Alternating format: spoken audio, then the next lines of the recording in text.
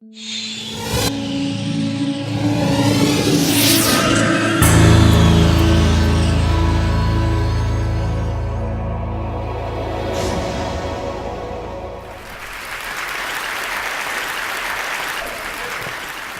I'll start with this. A couple of years ago, an event planner called me because I was going to do a speaking event. And she called and she said, I'm really struggling with how to write about you on the little flyer. And I thought, well, what's the struggle? And she said, well, I saw you speak, and I'm going to call you a researcher, I think, but I'm afraid if I call you a researcher, no one will come because they'll think you're boring and irrelevant. And I was like, okay. And she said, but the thing I liked about your talk is, you're a storyteller. So I think what I'll do is just call you a storyteller. And of course, the academic, insecure part of me was like, you're going to call me a what? And she said, I'm going to call you a storyteller. And I was like, oh, why not Magic Pixie? I was like, let me think about this for a second. And so I tried to call deep on my courage. And I thought, I am a storyteller. I'm a qualitative researcher. I collect stories. That's what I do. And maybe stories are just data with a soul, and maybe I'm just a storyteller. So I said, you know what?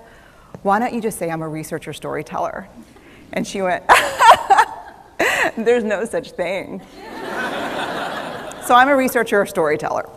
And I'm going to talk to you today. We're talking about expanding perception. And so I want to talk to you and tell some stories about a piece of my research that fundamentally expanded my perception and really actually changed the way that I live and love and work and parent.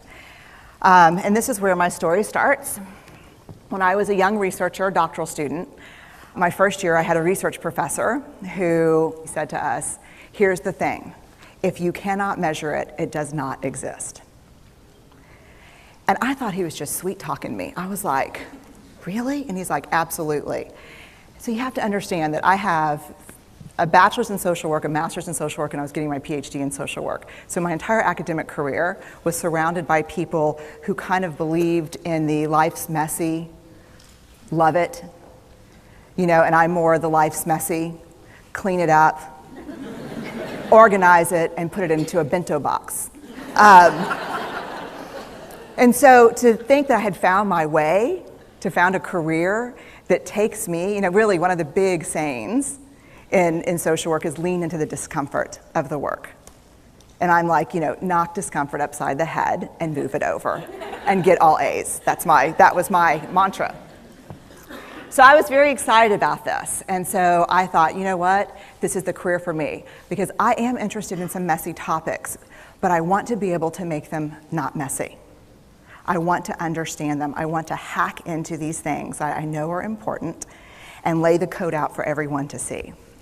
So where I started was with connection, because by the time you're a social worker for 10 years, what you realize is that connection is why we're here. It's what gives purpose and meaning to our lives. This is what it's all about. It doesn't matter whether you talk to people who work in social justice and mental health and abuse and neglect. What we know is that connection, the ability to feel connected, is neurobiologically, that's how we're wired, it's why we're here. So I thought, you know what, I'm going to start with connection.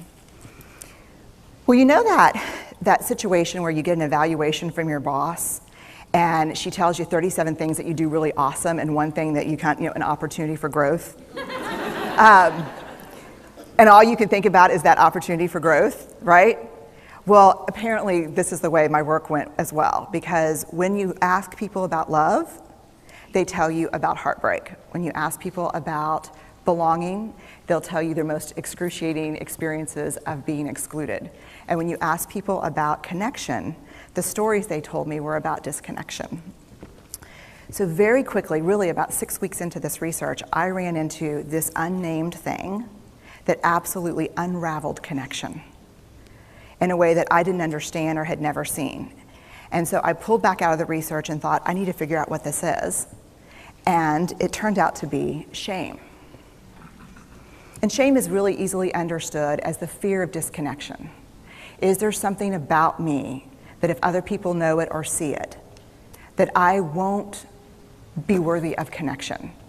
The things I can tell you about it, it's universal. We all have it. The only people who don't experience shame have no capacity for human empathy or connection. No one wants to talk about it, and the less you talk about it, the more you have it. What underpinned this shame, this I'm not good enough, which we all know that feeling, I'm not blank enough, I'm not thin enough, rich enough, beautiful enough, smart enough, promoted enough. The thing that underpinned this was excruciating vulnerability. This idea of, in order for connection to happen, we have to allow ourselves to be seen, really seen. And you know how I feel about vulnerability. I hate vulnerability. And so I thought, this is my chance to beat it back with my measuring stick. I'm going in, I'm gonna figure this stuff out, I'm gonna spend a year, I'm gonna totally deconstruct shame, I'm gonna understand how vulnerability works, and I'm gonna outsmart it. So I was ready, and I was really excited.